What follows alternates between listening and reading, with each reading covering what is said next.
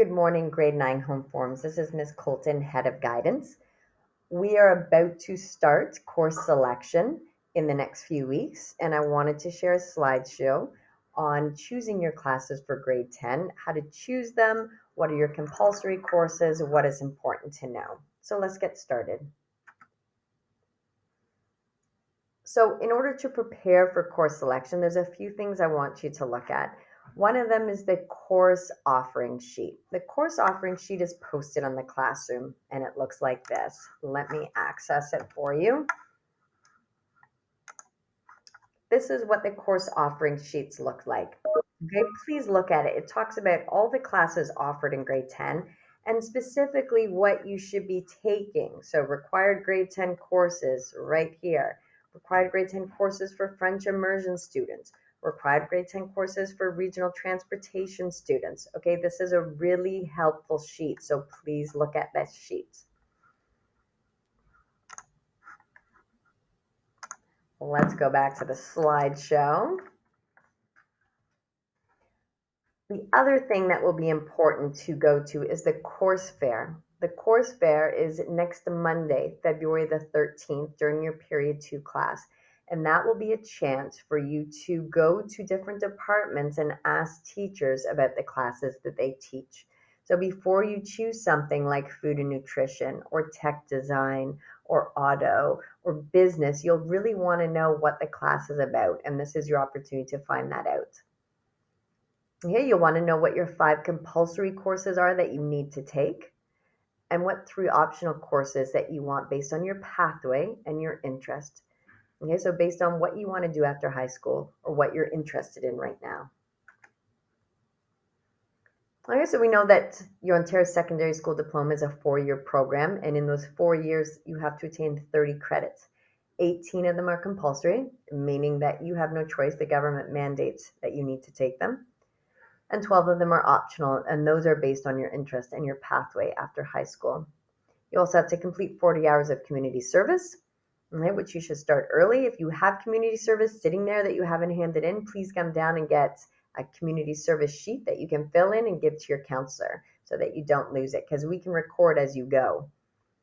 And you'll need to complete your literacy test next year in grade 10. So in terms of your compulsory credit requirements, these are the classes that you will need throughout high school. The ones that I have bolded are ones that you still require that you have not completed yet. And the ones that are not bolded are ones you should have got in grade 9. So you should have got your arts credit in grade 9, your geography, your French credit, and your phys ed credit. If you did not get one of those, you want to be sure that you choose them in grade 10. Okay, and I know you're looking at English, math, and science. You're like, wait a sec, I chose that, or I had that in grade 9. Yes, but English, you need it every year, grade 9 to 12. You need 4 English credits. Math, you need 3, grade 9 to 11 at least. And science, you need at least grade 9 or 10. Okay, again, each of those you may need more, math and science, depending on your pathway after high school. In addition to those, you do need 1 credit in each of these categories. So you do need 1 credit in either art or business, health and physical education, cooperative education, or French as a second language.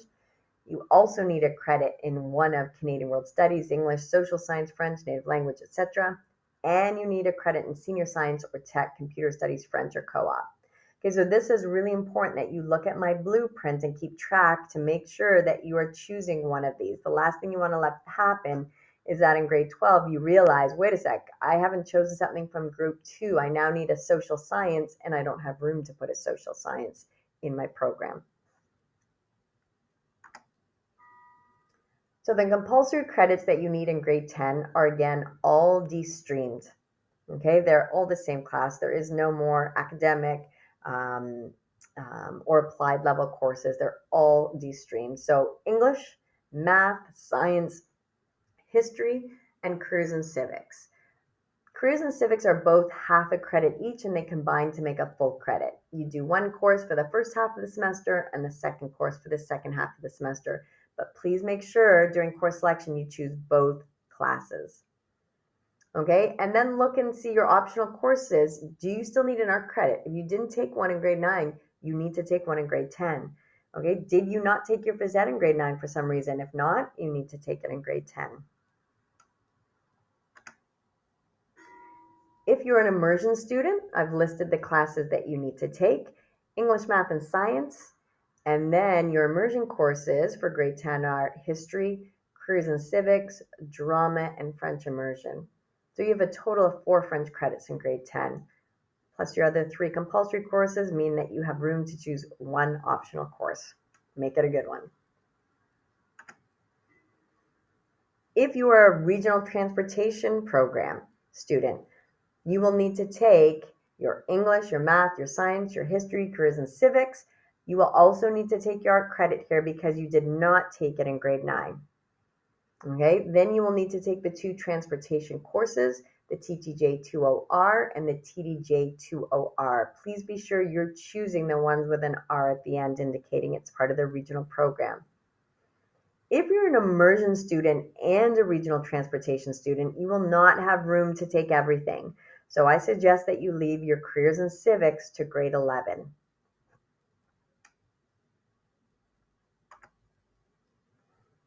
So here's a list of the optional courses available, and these are the ones that will be really important for you to go and talk to teachers about: drama, art, music and computers, business tech, French, Spanish, learning strategies, gym and weight room, food and nutrition, communication tech, construction tech, tech design, automotive. Okay, you have tons of choice. You just want to be sure you're choosing a class that interests you. So now is the time that you should start to be thinking about your pathway. Do you plan to go to work, college, university, apprenticeship? And although the classes that you choose this year will not reflect your pathway because everything is de-streamed, next year it will. And I want you to prepare for that. So I'm just going to show quickly some destination planning.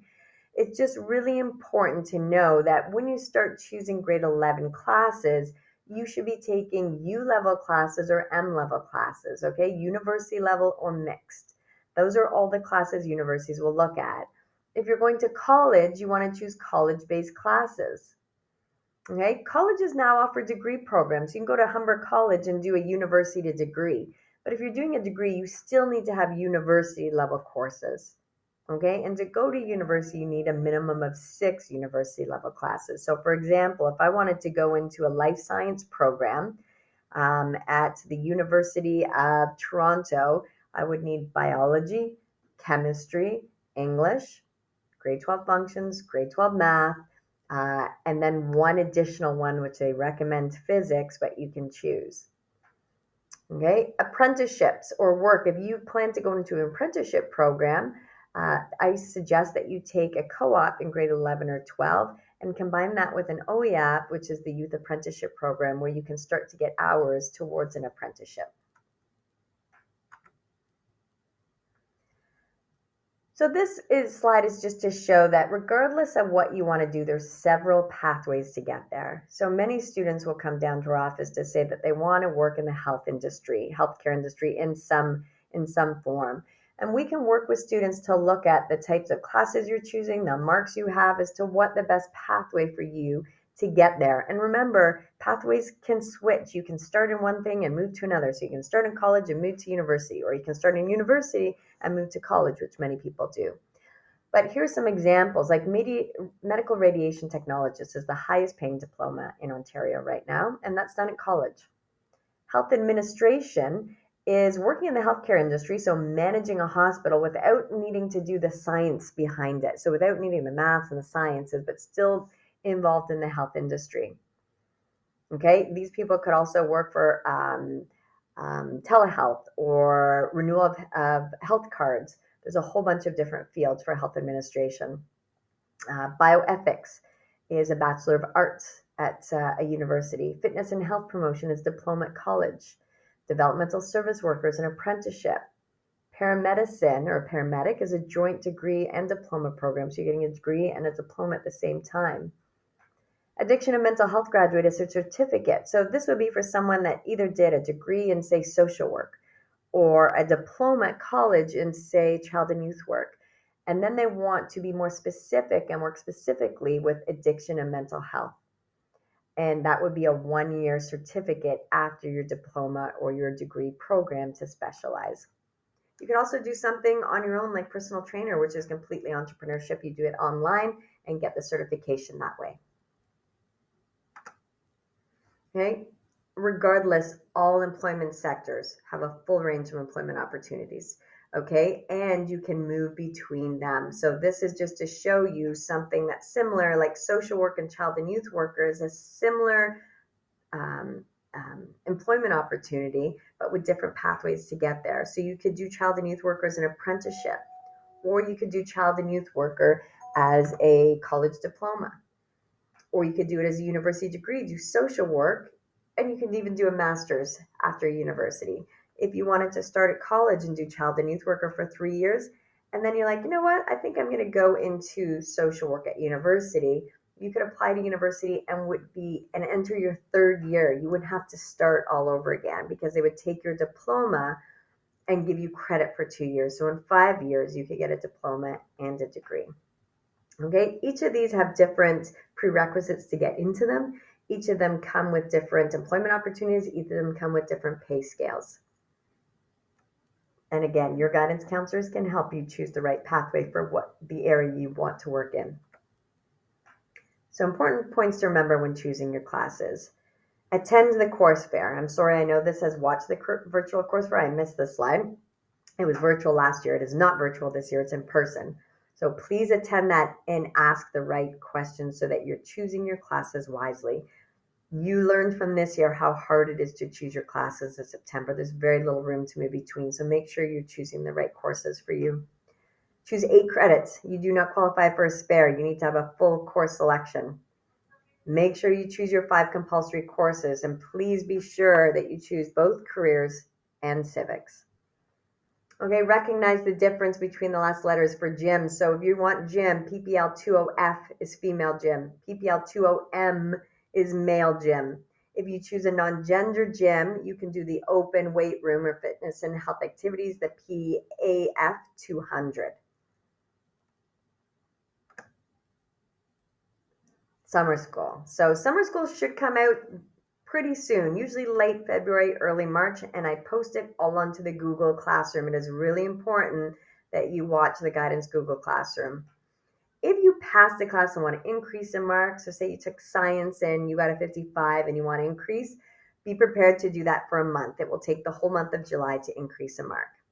If you failed a class, you do qualify to take a 2-week makeup. I know that seems a little backwards, but that's the government. So if you failed a course, you can do a 2-week makeup. If it's offered, they're offering less and less makeup classes. Important to note, if you plan on doing a course in summer school, do not choose it during course selection.